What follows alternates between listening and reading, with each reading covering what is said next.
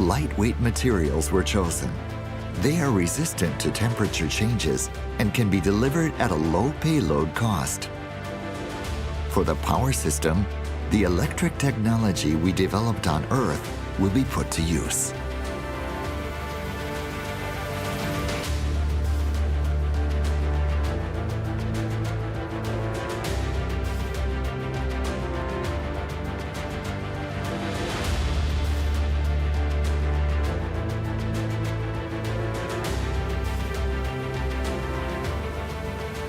For stable maneuver and operation on sandy or rocky stretches, there is a need for a whole new undercarriage mechanism.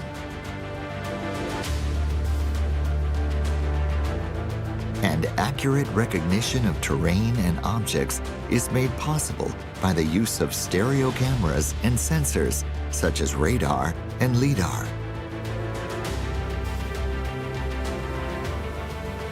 The sensors in the actuator help detect the soil property. Komatsu Smart Construction Solutions are brought to new heights to enable unmanned, fully automatic, and autonomic construction on the Moon.